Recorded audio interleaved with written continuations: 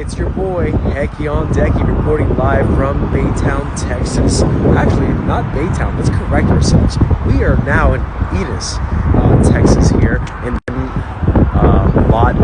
all of Texas pretty much looks like this. But I do like the size of this truck stop. It's very wide open. It looks fairly new, so we're gonna check that out. So something that ended up happening today is this, which is the last thing you really want happening with your hours, because time is money, right? So when you're a truck driver, you have a total of 14 hours in which you can work. Once you start the clock for the day, there's nothing that's going to stop that 14-hour timer. Out of those 14 hours, you can legally drive 11 hours, but you could never exceed the 14 hours. So like right now, for example, I started my clock at 6 a.m., right? I started driving towards my location. I arrived at 9 a.m., right? So then at 9:30, they're like, we're gonna load you. Then they realized, I don't know what took them so long to realize, that they were gonna load the wrong load on my trailer. So that's where it starts. Then I show another person that has just come in.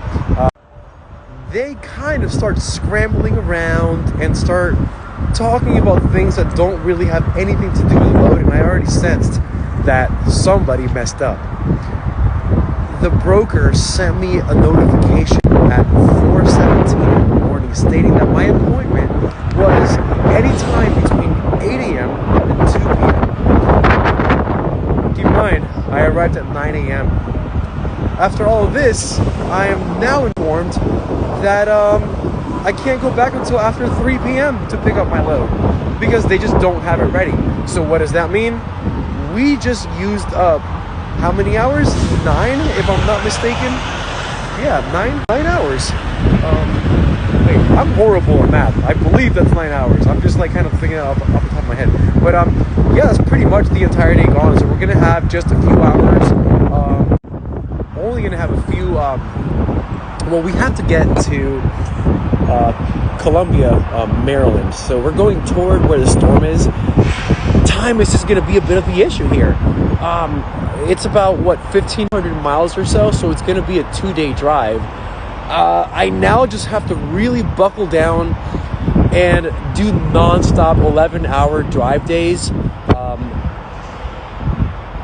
We'll be safe. I don't want to say that I'm going to be speeding, but we're going to run hard. We're going to run a very hard load here. We're running it, man. We're running it. We're going to strategize. We're going to really plan this route out, and we're going to make it on that Monday delivery.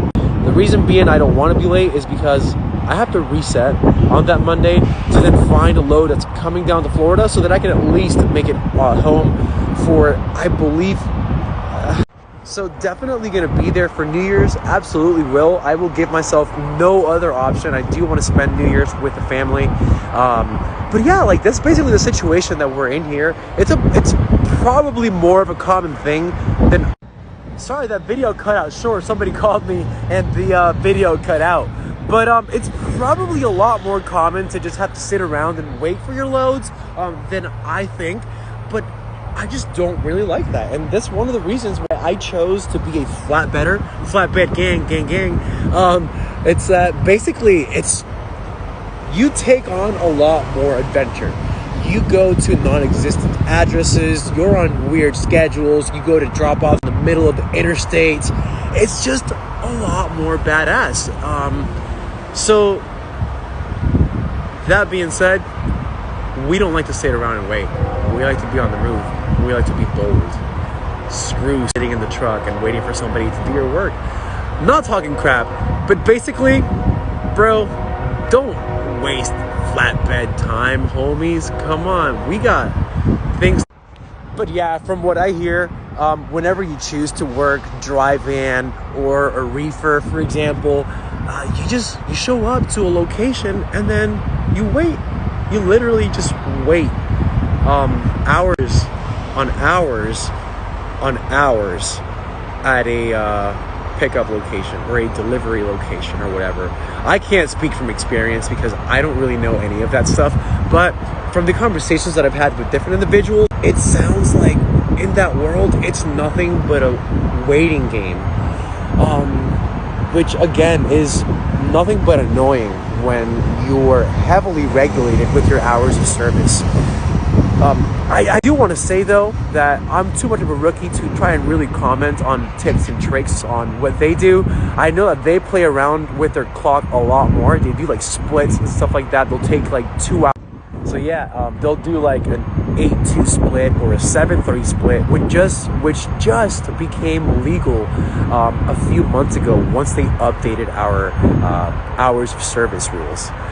So yeah, hey, FMCSA, thanks for what you're doing to protect us, but no thanks to restricting us to the amount of hours that we volunteer to work. I understand that it was created to protect us workers from being overrun or overworked by companies that just have very high expectations of their drivers. But no, in this scenario, it's actually just biting us in the ass. It's I mean, like I said, time is money. Let me stop talking, y'all. I'm about to go inside Love's and get me some coffee, and I'll keep y'all updated. Yeah. Actually, let me go ahead and just take you guys on this little walk at a truck stop. So whenever you go through a truck stop, you'll see all sorts of different types of trucks and trailers. Like this is a dry van, right? It's when you see one of these guys. It could be a reefer, but I don't think it is. It's definitely not, because it doesn't have the tank for the reefer fuel or the refrigerator. Then you have flatbeds, and then you have low boys. There's just so many different types of equipment out here. See this here? It's in the flat little skateboard gang over here. Look at that awesome dog. What's up, dude? But over here, basically, we have a whole bunch of different trucks. Look at that. We get some construction equipment. We get some, I believe that's another dry van. I thought it was a reefer, but it's definitely not. I want to show you guys a reefer so that you can hear the shenanigans that we have to put up with when you park next to a reefer. Then as you're walking in, you'll see that this lane always has the Love's Tire Pass, which for you new truck drivers that don't really know how to check your tires and all that, that's a pretty convenient thing to do. They check your tire levels and everything, and just make sure that you're good to go. I don't think, if I remember correctly, they don't do anything that has to do with your trailer, because by law they can't touch your trailer, something like that. But yeah, that's the way it works. Now, let's see what they got in here with this one. They're pretty much all the same, but you walk in and they pretty much have a little truck area in which, well, this one has slots, so that's cool.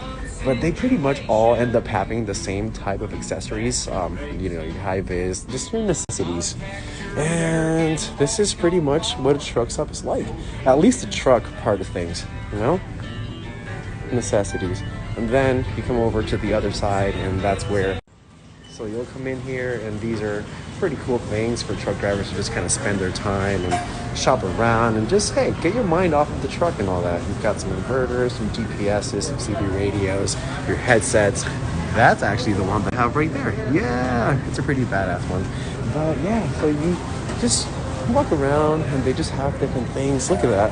See? This one here in Texas seems to have a little bit more than the other Loves that I've been to. But, all right, y'all. I'll keep y'all posted once again.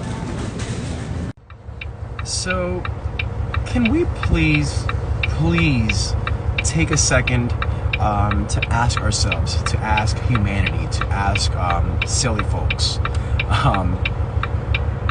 what exactly is it that you think that coronavirus is? COVID-19. Yes, COVID-19. Bro, what are you doing? Driving a car solo with a mask on. Take a moment to think about your actions and see if they make any sense at all. Why put yourself through torture? Why prevent your microbiome from communicating with the microbiome, with the biome in the air? That's going to be the only thing that will allow you to reach the next level. All I ever think about whenever I see an individual wearing a mask by themselves in a car by themselves or a truck, let's include everyone here, and bros and broettes. Why would you put yourself through that? Sorry, I'm trying to figure things out. By the way, just to give you a little update here, I'm still waiting on my load. Yes, it is 3:45 p.m. I arrived at 9 a.m. and I'm still waiting to be loaded. And there are still 2 trucks in front of me. Dudes, y'all gotta get your shit together out here. Number one, horrible location. You have absolutely no truck lane at all. You have a regular car entrance, and then you expect for trucks to shimmy their way out. But time is money. Time is money. I cannot stress that enough. If you thought that in the regular world, and yes, I mean regular world because it is a complete different world out here in the CDL world. In the regular world, time is money, but all we have out on the road is the clock. Like, the clock is the only thing that allows us to generate money. I mean, if you really think down and break it down in a very detailed manner, everybody is on the time, and time is money. But in trucking, it's like the only type of restriction that you have: time and load securements, plus a couple of other things that get in the way and all that. But like, time. Come on, man. Like, that's why we have ELDs, electronic log devices, because we are federally monitored by federal agents, yes, on our time and every single move that we make. And although I do respect it, because I really do respect it, we don't want anybody just trafficking crazy drugs out here. We don't want human trafficking. We don't want all the things we don't want, they're looking out for. They're making sure that company owners aren't overworking their employees. All of those, and I thank you for that. I really genuinely thank you for that. We don't want things getting past our security. But man, there are just some things that I feel like I'm ranting right now. Today's a rant, and I have absolutely every right to rant because my ass is driving up to a snowstorm on a time-sensitive schedule, and now every single hour that I had planned to go down home for Christmas and New Year's is now gone.